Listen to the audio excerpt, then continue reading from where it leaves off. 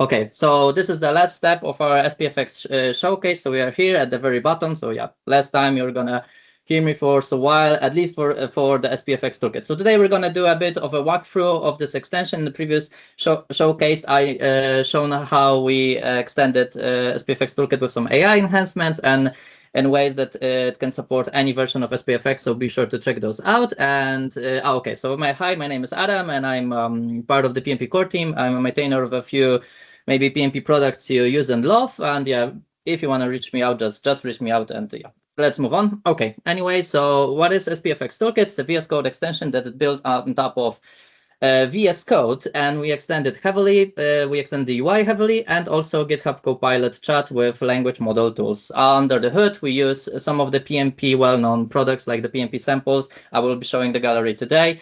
We use the CLI for Microsoft Friskit 5 under the hood to deliver some actions that you can, like, it's a tailored use case for like renaming or updating the version or upgrading. And we use Yeoman for scaffolding still, but we are currently integrating with SPFx CLI and waiting for one PR to be merged. No pressure. Okay. And we are co-working with Microsoft to see where SPFx Toolkit can fill some gaps and help SPFx developers. So this is what's it all about, why you should use this product. So at the very beginning, we covered like the basic learning and some a bit of management and setting up your local workspace for SPFx. Then we covered added some new actions to the SPFx toolkit that covered some typical use case, like renaming, validating, upgrading, adding a CI/CD pipeline to your workflow. Then we added more management capabilities and went into the AI path.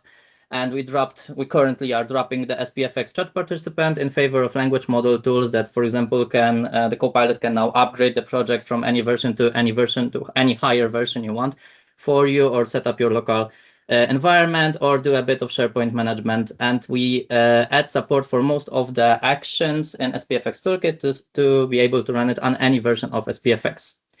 Okay, and prove it. So yeah, just a bit of slides. Let's see. So this is an empty project in VS Code.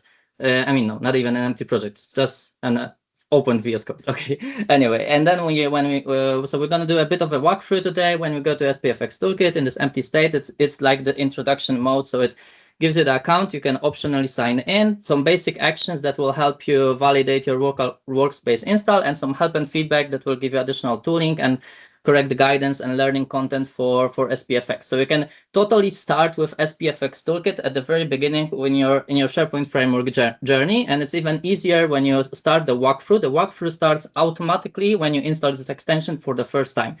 So of course you can start with SharePoint Framework docs, and we recommend it, but you can also start your SharePoint Framework journey with this extension, and you will get all the guidance information we hope to get you up and running. So the first is a bit about what is SharePoint Framework, and maybe how to set up a developer tenant if you are up for it and you meet the requirements. Then it's all about setting up your local workspace. So the first step you'll probably need to do is to validate if maybe you are already ready for the latest version of SPFx. In this case, I'm not, so I don't have any dependencies yet, and I could, of course, install it, and this would set up my environment for the latest version of SPFx. Or we can use the install dependencies here option. So we could also click validate here, or from the walkthrough or the install, and then I can select any version I want. For example, today I would like to work on a bit of an older version of SPFx, so we support only GA versions. So okay, I know 1.23 was GA, but it's too soon for us. We need a few days to adapt. Anyway, so let's pick, for example, 1.18.2, and in this case I am in a too high node version that is required for this version of SPFx, and I should go to the node download page, blah blah blah blah blah. Not a good experience. Okay, there's some support, but as you can see, it gives you some tips to maybe install NVM or NVS, which SPFx Toolkit know how to use. And what is also really cool is at the very beginning to go over the settings we have in this extension. For example, one is all of those are useful, but one is particularly very useful, is to let us know if you are maybe using some node version manager. Like, for example, in my case, I'm using NVM for Windows. And then now, if I would click to set up my version for this version for SPFx 1.18, I would not only get that, okay, your node version is too high, but I will have the button that I can switch to the correct version for you. And if you don't have this node version, I can use NVM to install it for you. And then I will go with installing all of the dependencies. So in this case, it's EO5, gulp, and so on and so forth. So let's cancel it and don't waste time on it now. So it's really cool to have a one-clicker option to do everything for you, the node and all of the global dependencies to keep you up and running. Then when you are ready, the next step is to create a project. You can create a new project directly from this extension using the create new SPFx project form. So this supports, this form is tailored for the latest version of SPFx. And in this page, it has some also learning context and explain what is a web part. If I would change to an extension or a library, it will explain what is a library, or if I have some, if I pick extension, it will also show what kind of extension types it supports and learning content about it, and also some additional dependencies you can install on the fly for your project. But since I'm using an older version and I don't want to start from scratch, what we can do, we can also use the sample gallery. So we can go to here, view samples, or from the walkthrough, view samples. It doesn't matter which approach you pick. Then you have all of those 600 plus samples, even the new ones that were on today's call mentioned that were just merged, and you can pick them as your own project. So since I set up my version for an older version of SPFx 1.18.2, I'm interested in this one, and I want a web part to start with. And let's say I'm currently in my birthday mode. Okay, personal anniversary web part, I like it. We can view the details of this sample directly here in VS Code. We don't need to jump to GitHub. And if we are okay with it, we can click on use, select the current location and a new name for it, because it will be renamed. It will be a new project based on this sample. It will not be just the sample downloaded, but a totally new project created for us. And then when it's downloaded, as you can see, SPFx Toolkit will reopen VS Code directly in this newly downloaded project, and we'll start, okay, we'll go to the correct version of Node, and we'll start npm install, which I will for now drop, so we won't need to wait. I have this one after the install ready if I have time. Okay, so now when we go to SPFx Toolkit, the experience a bit changed. We have more actions, we have a task view, and we can continue with the walkthrough, of course. Let me just put it up again. So we were after the create new process. The next step is the signing. It's an optional step. You don't have to do it. So if you don't want to sign in with this extension to your tenant, it's totally optional. If you do sign in, you get just more enhancement. So you can use, for example, many of the language model tools this extension provides to manage your tenant. It's here at the bottom. So we have many language model tools, which I presented last time, that help you manage small things on your SharePoint Online tenant. And you will get more actions like the direct deploy. This is what I will do. I can click here or here directly. In order to sign in, you need an app registration. If you don't have one, you can use our form to create one.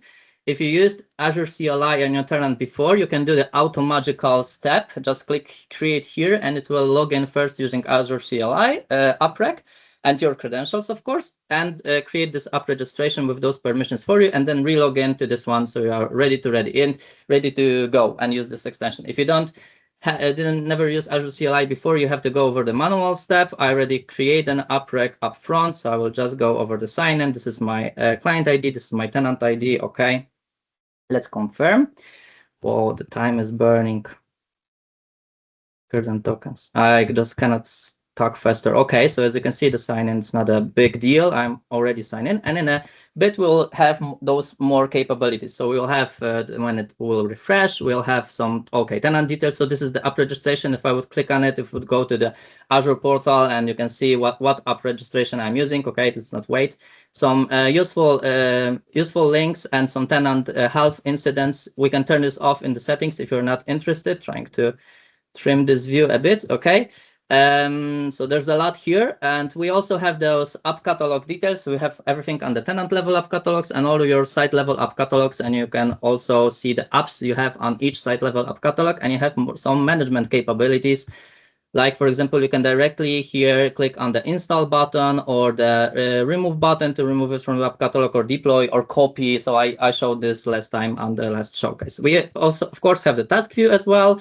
So I usually move the task view because it's really customizable. I like my tasks to be right next to my project. When I'm changing the code, I can run any task. Since I'm using an older version of SPFx, I have gulp tasks here, not heft. If I would be using a newer version of SPFx, we'll have all the heft tasks, and we have some unique heft and gulp tasks like the publish, which is a combination of build or bundle and package. And we have an additional node that covers all of your npm scripts. And the new thing I mentioned today, so this thing that, okay, I'm not using correct version node, that's strange. But anyway, this is the node, the SPFx version I have in my project. Okay, anyway, let's move on. Then we have more actions. So this I covered the task, and then we have more actions, which I will mention now. So as you can see, we have a bunch of actions that cover typical use case.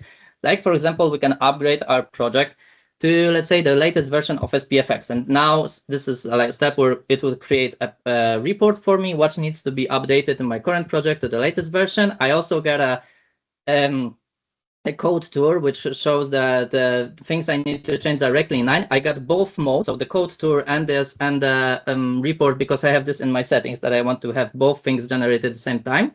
You can change it, of course, if you want. You can also use the language model tool. We have a language model tool, SharePoint Framework, project upgrade, and just type like, hey, upgrade my version, my current SPFx project to the latest version. And then Copilot will basically generate the same report and try to do it for you.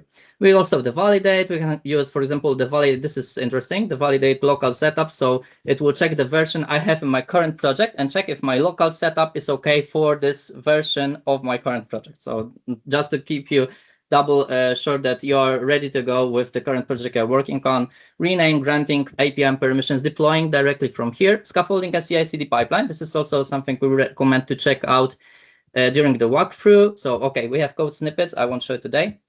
So you can directly start a bit of an enterprise mode for your development and scaffold a CI/CD pipeline either for GitHub or for Azure DevOps.